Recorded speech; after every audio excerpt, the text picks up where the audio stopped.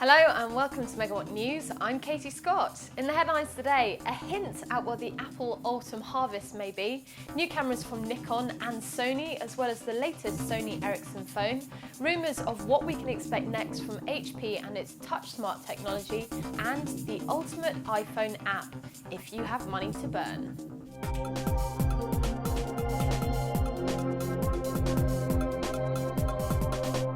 There's been a September launch for new iPods for the past 3 years, so should we now be counting down to some new models? Well, analyst Gene Muster says there will be a launch event and he's predicting that Apple will refresh the iPod family with pricing and capacity changes. For the Shuffle and the Nano, we can expect bigger memory, and for the Touch, a price drop down to $199, also with a possible redesign. In addition, a complete overhaul of the company's notebooks is due, says Muster. And as web whisperings have suggested, Muster believes that touch technology will be available across all of Apple's ranges.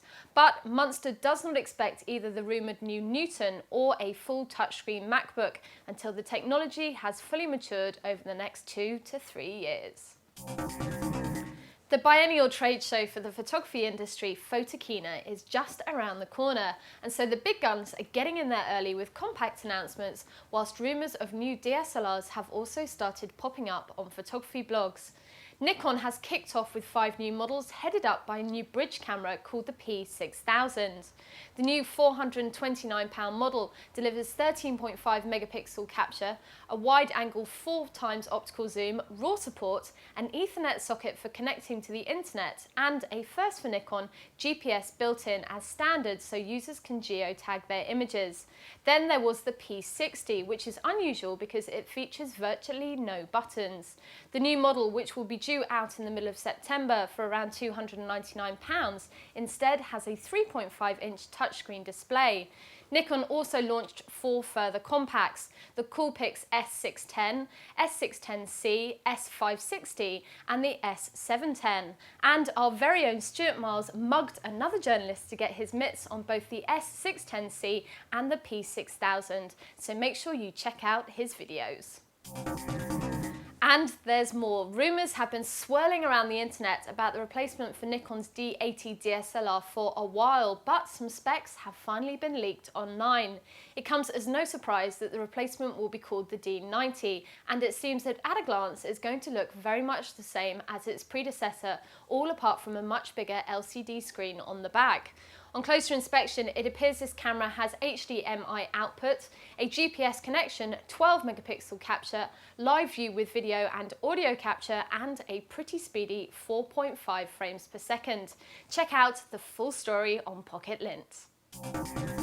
Sticking with cameras, Sony has also brought out new models. The DSC-T700 and DSC-T77 are the latest addition to the Cybershot range.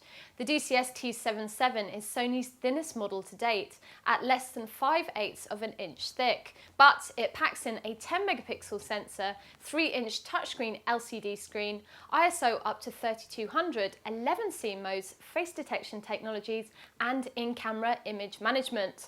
And the T700 has all of this, but with a slightly larger screen and 4GB of internal memory to boot. The 2 cameras will be available from September, and pricing has yet to be announced. And just to confuse you, Sony Ericsson has just brought out a phone called, yes, the T700.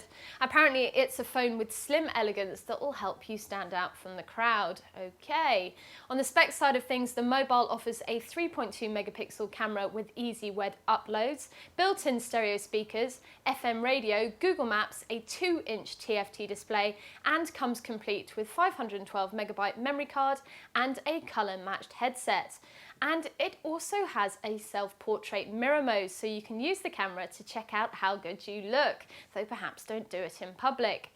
It will be available in black on silver, black on red and shining silver from early Q4 of 2008. Touchscreen technology is the buzzword of the moment. In fact, it has been for a while and looks set to stay that way, and HP wants a bigger slice of the touch tech gadget glory. The company already has its range of TouchSmart PCs, but, says the Wall Street Journal, it's working on an array of products, including notebooks with touchscreen interface. The newspaper states that HP is so keen on the idea that it plans to launch touch-enabled notebook computers as opposed to tablet PCs within the next 18 months. We're focused on recognising the potential of touch now, says Phil McKinney, the Chief Technology Officer for the company's laptop division. We see touch as almost preferred method for non-technical users, he adds. Of the thousands of iPhone applications you can buy, there was one that really stood out for me, and not for the right reasons. If you have literally money to burn, you can spend 600 quid on the I Am Rich application.